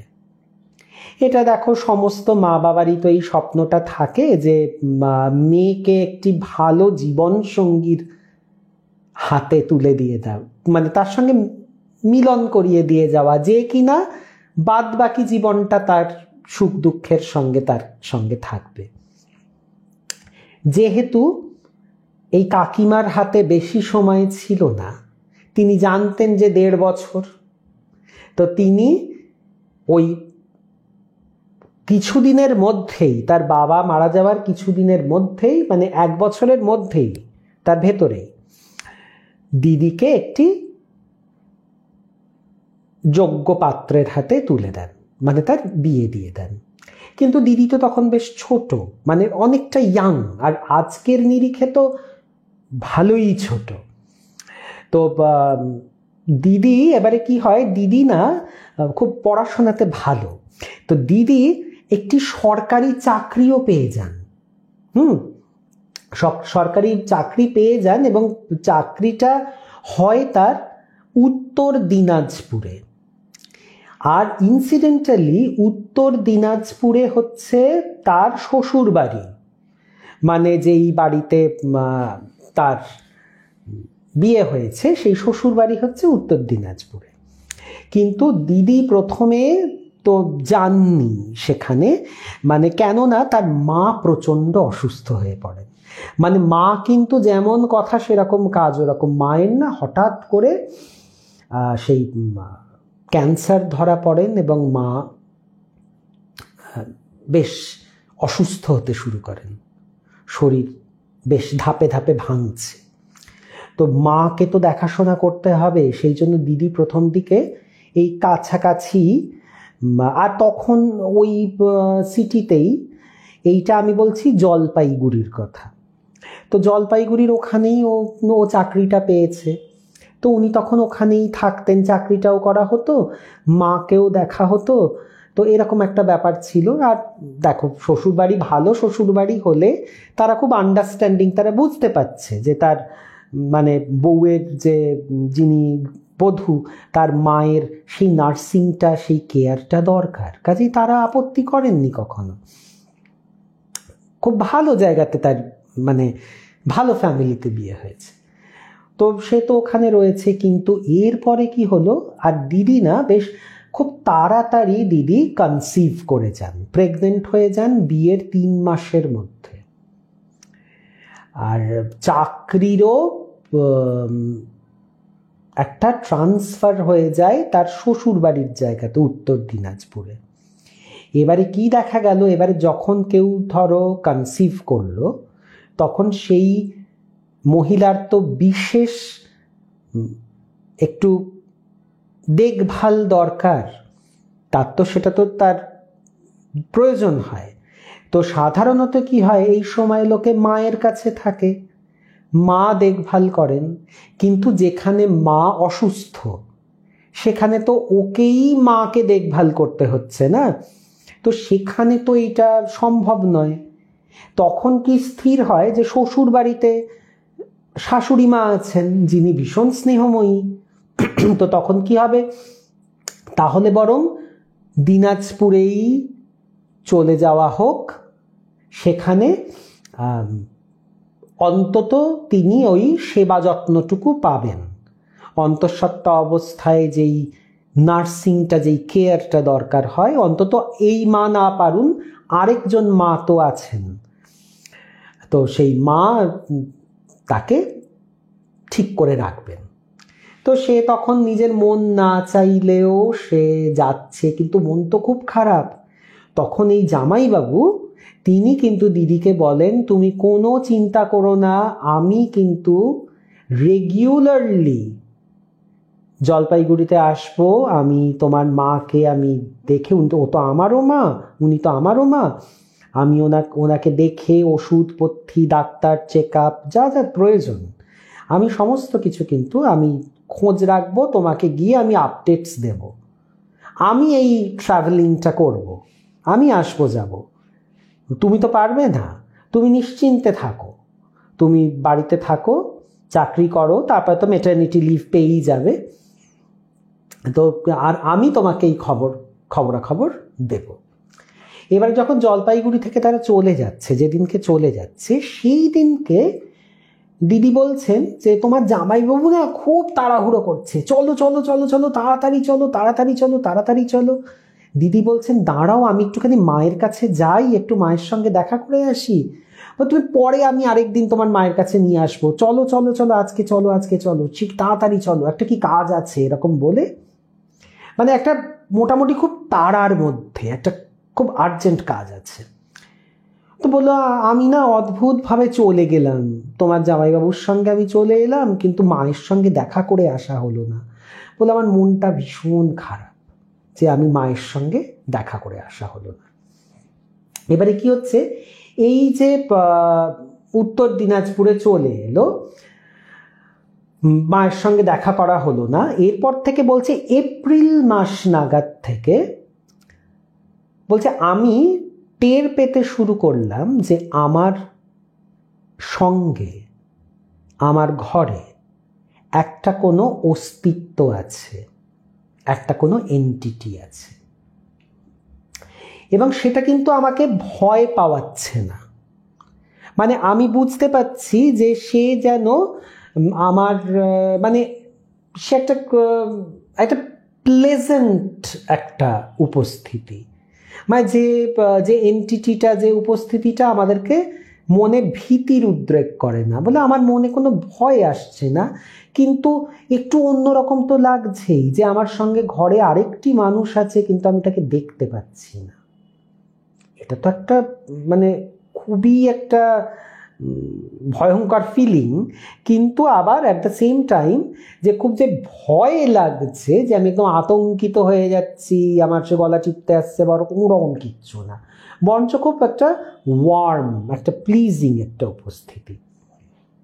এরকম বলছে এপ্রিল গেল, মে মাস গেল, মে মাসেও থ্রু আউট মে মাস বলে আমি এরকমভাবেই ফিল করছি যে এইরকম উপস্থিতি আমার সঙ্গে রয়েছে। এইবারে বলছে জুন মাসে 17th of জুন ওনার, আর এই যে যত মাস যাচ্ছে ওনার তো একটা অ্যাডভান্স স্টেজে তিনি এগোচ্ছেন, তো এগোতে এগোতে 17th of জুনে তাকে নার্সিং হোমে ভর্তি করা হয়। এবং 17th of জুনে তাকে, আর দিদি থ্রু আউট একটা জিনিস ভাবছেন যে দিদি খুব না লোকনাথ বাবার ভক্ত, তো দিদি ভাবছেন যে আমার তো মন টন খুব খারাপ, তো হয়তো বাবাই কৃপা করে আমার মানে আমার যে উপস্থিতিটা আমি ফিল করছি সেটা হয়তো বাবার উপস্থিতি, মানে লোকনাথ বাবা হয়তো তিনি আমাকে রক্ষা করছেন। এতটাই সেফ, সিকিওর এবং এতটাই ওয়ার্ম উপস্থিতিটা। এবারে সে কি করছে, বলছে আমি তো 17th জুনে ভর্তি হলাম, এবং সেদিনকে যখন ভর্তি হলো ওকে এবার বাইরের লোকজনদেরকে যারা গেছে, শাশুড়ি মা গেছেন, স্বামী গেছেন, আরও কয়েকজন গেছেন ভর্তি করাতে। এবারে একটা ভিজিটিং আওয়ার্স হয়ে গেলে কি করে লোকে, বা বাকি যান আপনার বাইরে যান, উনি আমাদের কাছে সেফ আছেন, ভালো আছেন বলে বাড়ির লোকদেরকে তো বাইরে পাঠিয়ে দিয়েছে। বললো বুঝলে আমি কিন্তু বুঝতে পারছি যে এই মানুষজনদের সঙ্গে সেই মানুষটিও এসেছে, যে মানুষটি কিনা আমার সঙ্গে এতদিন ধরে আছে, আমার সঙ্গে বাস করছে, কিন্তু আমি দেখতে পাচ্ছি না তাকে। এবং সবাই যখন চলে গেল, বলে এই মানুষটি কিন্তু গেল না, আমি বুঝতে পারছি সে কিন্তু নার্সিং হোমের ঘরেও সে আছে আমার সঙ্গে। এবারে দিদির মনে মনে তো ভয় লাগছে, কিন্তু আবার একটা অদ্ভুত, মানে একটা কি বলতো, একটা সেই ভয় ভালোবাসা মেলানো মেশানো একটা ফিলিং।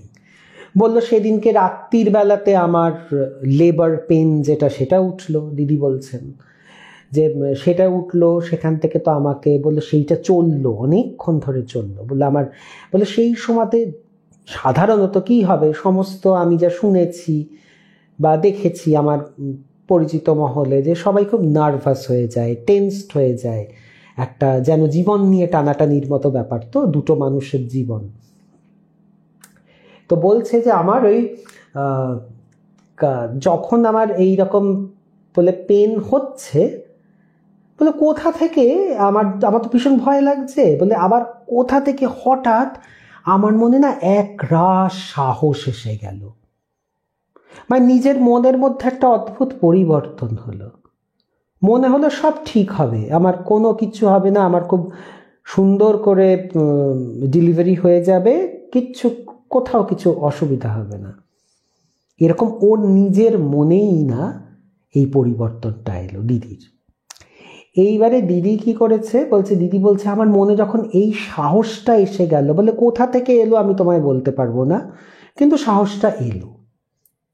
আর আমি কিন্তু কনস্ট্যান্ট ফিল করে যাচ্ছি যে আমার সঙ্গে আমার এই লেবারের মধ্যেও কিন্তু কেউ একজন রয়েছে, বলে আমি ধরেই নিচ্ছি যে তিনি সাহসটা আমাকে যোগাচ্ছেন। তাই আমার মনের মধ্যে একটা টেলিপ্যাথিক কানেকশন, মনে মনে একটা যোগসূত্র স্থাপন হয়েছে। বলে আমার রাত্রির 2:30টার সময়তে আমার সন্তান ভূমিষ্ঠ হলো এবং একটি ফুটফুটে কন্যা সন্তান ভূমিষ্ঠ হয়েছে। বলে এইবারে আমার মনে হচ্ছে যে, বলে যখন ভূমিষ্ঠ হয়ে গেছে মেয়ে, বলে এইবারে আমি তো শুয়ে আছি, বলে এবারে মা মেয়ে দুজনকে দিয়ে দিয়েছে যে ঘরে, ওই ক্রিবের মধ্যে বাচ্চাকে দিয়ে দিয়েছে, মাও বেডে শুয়ে আছে। বলে আমার এইবারে মনে হচ্ছে আমার মা এখানে উপস্থিত হয়েছেন এবং মা এসে আমাকে বলছেন আমি আর নেই রে।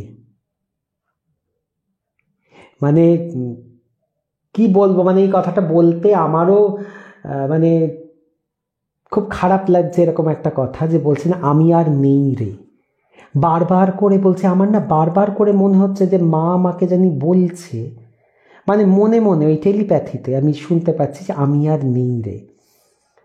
বলে এবারে যখনই বাড়িতে ছাড়া হয়েছে ওকে, ও সেই বাচ্চা টাচ্চা নিয়ে বাড়িতে পৌঁছেছে, তারপরেই বলে আমি না কিছু আর মানে কোনো তোয়াক্কা না করে আমি গিয়ে একটা পাবলিক বুথ থেকে ফোন করেছি আমার কাকাকে। কাকা ফোন ধরেছে। এইটা বলে দেখো আমি একটা অদ্ভুত এতে ছিলাম, আমার বাড়িতে কিন্তু ল্যান্ডলাইন রয়েছে শ্বশুর বাড়িতে, কিন্তু আমি না তখন একটা অদ্ভুত একটা ঘোরের মধ্যে চলে গেছি যে মা বলছে আমাকে আমি আর নেই রে। আর আমি যখন বলছি আমার লোকজনদেরকে, স্বামীকে বা শাশুড়িকে, সবাই আমার প্যাসিফাই করার চেষ্টা করছে, এসব কি বলছো, তুমি তো হসপিটালে ছিলে, নার্সিং হোমে ছিলে, সেখানে হঠাৎ তুমি কোথার থেকে এই সমস্ত এ করছো। তো ও না তখন এই বাড়ি থেকে বেরিয়ে গিয়ে একটা পাবলিক বুথ থেকে ফোন করে, হ্যালো কাকা, মা কেমন আছে বলো। আর তখন না কাকা, হ্যাঁ তুই, মানে এরকম ফাম্বল করছেন কাকা, যেন অপ্রত্যাশিত কল। বলছে তো তোর বর কোথায়, তোর বরকে দে। বলে যেই আমাকে বলেছে যে তোর বর কোথায়, তোর বরকে দে, মানে কাকা ভেবেছেন কি সে তো বাড়ির থেকে, বাড়ির ল্যান্ডলাইন থেকে দিদি ফোন করেছে, ধারে কাছে নিশ্চয়ই জামাইবাবু এবং তার মা রয়েছেন, তো সে বলছে তোর বরকে দে। বলে যেই বলেছে তোর বরকে দে, বলে আমি না, বলে আমি ওই টেলিফোনটা আমার হাত থেকে পড়ে গেছে, আমি অজ্ঞান হয়ে মাটিতে পড়ে গেছি। মানে আমি পুরো বুঝে গেছি যেই আমাকে কিছু বলছে না, বলে আমি বললাম মা কেমন আছে, উত্তরে এলো তোর বরকে দে। বলে যেই এই কথাটা বলেছে, বলে আমি তখনই না, মানে আমি বুঝে গেছি যে মা নেই, বলে আমি ফেন্ট হয়ে পড়ে গেছি। বুঝতেই পারছো, সঙ্গে সঙ্গে লোকজন তাকে ধরে টরে বাড়িতে নিয়ে টিয়ে এসে জল টল দিয়ে টিয়ে এই করা। তখন বলি, তুমি এসব কি করেছো, পাগলের মতো কোথায় বেরিয়ে গিয়ে কি করেছো? সবাই তাদের কনসার্ন, তাদের সেগুলো প্রকাশ করছে। ও বলছে, তুই আগে বলো, মা নেই, মা নেই, আমি জানি মা নেই। ও শুধু এই বলছে। তখন তো সঙ্গে সঙ্গে জামাইবাবু খোঁজ খবর করে সত্যি দেখলেন যে, মানে জামাইবাবু তখন খোঁজ খবর করে নয়, জামাইবাবু জানতেন যে মা নেই। জামাইবাবু বলেননি, মায়ের আদেশেই বলেননি। আর সেই যে তড়িঘড়ি করে জলপাইগুড়ি থেকে যখন ওরা চলে এলো, মায়ের সঙ্গে ওই যে জামাইবাবু ভীষণ তড়িঘড়ি করলেন না, চলো চলো চলো চলো চলো চলো, কাজ আছে কাজ আছে, পরে দেখা হবে। সেই সময়তে মাই না করে দিয়েছিলেন যে বাবা তুমি ওকে আমার সামনে নিয়ে এসো না, কারণ সেই সময় মায়ের খুব ক্রিটিক্যাল কন্ডিশন, খুব খারাপ অবস্থা। বলে ও যদি আমাকে দেখে ও কিন্তু যেতে চাইবে না, তুমি কোনো রকমে কায়দা করে ওকে ভুলিয়ে তুমি ওকে এখান থেকে নিয়ে চলে যাও। তো ও তো চলে গেল, মায়ের সঙ্গে ওর দেখা হলো না। আর এইদিকে মা চলে গেছেন ওই যে এপ্রিল মাসের যেই সময় থেকে দিদি অনুভব করছেন যে তার সঙ্গে একজন অস্তিত্ব রয়েছেন, যে অস্তিত্ব কিনা খুব প্লেজেন্ট, খুব স্নিগ্ধ মায়াময় একটা অস্তিত্ব, যেটা ভয়ের উদ্রেক করে না, বরঞ্চ তাকে প্রোটেকশন দিচ্ছে। সেইটাই ছিল, সেই সময়েই কিন্তু দিদির মা চলে গেছেন। এবং চলে গিয়ে সূক্ষ্ম শরীরে মেয়ের কাছে তিনি শ্বশুরবাড়িতে মেয়ের ওই রকম একটা অ্যাডভান্স স্টেজে উনি সঙ্গে রয়েছেন। আর এটা জামাইবাবু জানতেন, সে তো জানবেনই না যে শাশুড়ি মা যে চলে গেছেন, কিন্তু শাশুড়ি মায়েরই নিষেধ ছিল যে যতদিন না সন্তান ভূমিষ্ঠ হচ্ছে তুমি বাবা ওকে জানাবে না, যাই ঘটুক না কেন। মানে জামাইবাবুর পক্ষে কতটা ডিফিকাল্ট ছিল চিন্তা করো এই পরিস্থিতিটাকে সামাল দেওয়া। এবং জামাইবাবু তখন কনফেস করেন আর কি, যে হ্যাঁ তোমার মা আগেই চলে গেছেন, কিন্তু মায়ের আদেশেই আমি তোমাকে বলিনি। এবং যখনই সন্তান ভূমিষ্ঠ হয়ে গেল, সেই লেবার রুমে কিন্তু মাই তার মনে শক্তি সঞ্চার করেছিলেন, মাই তার সঙ্গে ছিলেন। এবং নির্বিঘ্নে যাতে তার নাতনি ভূমিষ্ঠ হয়, মা সেই পুরো ব্যাপারটাকে লক্ষ্য করেছিলেন। আর তারপরে যখন দেখলো যে না এখন তো ঠিক আছে, ওই টাইমটা কেটে গেছে, যে এখন তো সন্তান, সুস্থ সন্তান জন্মে গেছে, তখন তিনি নিজেই মেয়েকে জানান দিলেন যে আমি আর নেই রে। আর কি হয়েছিল, যে মা তো দিদির হাতের জলটা পাননি, মানে যেটা সাধারণত করা হয় যে কাজের পর যে ছেলে হোক মেয়ে হোক শ্রাদ্ধানুষ্ঠান করে যে মাকে জল দেওয়া হয়, সেটা তো তিনি পাননি। উনি অতদিন ছিলেন দিদির কাছে। দিদি বললেন যে আমি তারপরে আমি সেই শাস্ত্রবিহিত যা যা কাজ আছে সেই কাজগুলো আমি করি, এবং এরপর থেকে আমি কিন্তু আর মায়ের অস্তিত্ব আর আমি টের পাইনি। এবং সেটা হিসেব করে দেখা গেল ঠিক বাবা মারা যাওয়ার 1.5 বছরের মাথাতে মা চলে গেলেন। ঠিক মা যেই কথাটা বলেছিলেন যে বাবার সঙ্গে চুক্তি আছে 1.5 বছরের মধ্যে আমি চলে যাব, তো মেয়েকে সুপাত্রস্থ করে তিনি কিন্তু একভাবে নাতনির মুখও দেখে গেলেন। লেবার রুমে তিনি ছিলেন যখন নাতনি ভূমিষ্ঠ হচ্ছে। মানে ভালোবাসার বন্ধন, মায়ার বন্ধন, ওই যে তোমাদের বলেছিলাম কারণ শরীর, সূক্ষ্ম শরীর আর কারণ শরীর, সে কারণ শরীরের মধ্যে কিন্তু সেই মায়া, মমতা, সেই অনুভূতি সব কিছুই থাকে। তো সেইভাবে ছেড়ে গিয়েও ছেড়ে যেতে পারেননি। তো আজ যখন নাতনি ভূমিষ্ঠ হয়ে গেল, নাতনির মুখ দেখলেন, মেয়ের হাতের জল পেলেন, মা বাবার কাছে চলে গেলেন। এত অদ্ভুত একটা ঘটনা, মানে ভাবা যায় না যে মা বাবার ভালোবাসা কত দূর অবধি যেতে পারে। আর এই দিদির মধ্যে কিন্তু বিশেষ গুণ আছে। দিদি হয়তো নিজে সচেতন নন, কিন্তু দিদির মধ্যে আছে। দিদি কিন্তু বুঝতে পারেন, তাই না? সেই যে আগের বার যখন বাবা গেলেন, তিনি ঠিক বুঝতে পেরেছিলেন তার মাস 5 আগে যে বাবা চলে যাবেন। আবার এই যে মায়ের যে এই বিষয়টা, এটাও তো উনি অনুভব করলেন। সবাই তো পারে না, মানে অনেক ইন্ডিকেশনস, অনেক সিগন্যালস আমাদের কাছে আসে, কিন্তু আমরা তো সেইভাবে সেগুলোকে গ্রহণ করতে পারি না, আমাদের আধার তৈরি নয় বলে। তো দিদির আধার কিন্তু তৈরি। দিদি কিন্তু সেই সিগন্যালসগুলোকে, সেই বার্তাগুলোকে তিনি কিন্তু পান। দিদি হয়তো নিজে সচেতন নন, কিন্তু দিদি পান। তো এই ছিল আজকের গল্প হলেও সত্যির পর্ব। আমরা 10টা অতিক্রান্ত করে দিয়েছি অনেকক্ষণ। কিন্তু আজকের ঘটনাগুলো তোমাদের কেমন লাগলো অবশ্যই আমাকে কমেন্ট সেকশনে জানাবে। আর আমার ইউটিউবের বন্ধুদের জন্য বলি যে বন্ধুরা, আমার ডেসক্রিপশন বক্সে কিন্তু এই ফেসবুক গ্রুপ গল্প হলেও সত্যির লিঙ্কটা দেওয়া থাকে। একটা ক্লিক করে আমাদের সঙ্গে সংযুক্ত হয়ে যাও, তাহলে তোমরাও লাইভে এসে নিজেরাই নিজেদের জীবনের অভিজ্ঞতা বন্ধুদের সঙ্গে ভাগ করে নিতে পারো। বা আমার যে হোয়াটসঅ্যাপ নম্বর দেওয়া আছে ওই ডেসক্রিপশন বক্সেই, সেখানে তোমরা লিখে বা ভয়েস মেসেজের মাধ্যমে আমাকে তোমাদের গল্প জানাতে পারো। যদি তোমরা তোমাদের আইডেন্টিটি ডিসক্লোজ করতে না চাও, তাহলে আমি গোপনীয়তা বজায় রেখে তোমাদের অভিজ্ঞতার কথা বাদ বাকি বন্ধুদের সঙ্গে ভাগ করে নিতে পারি।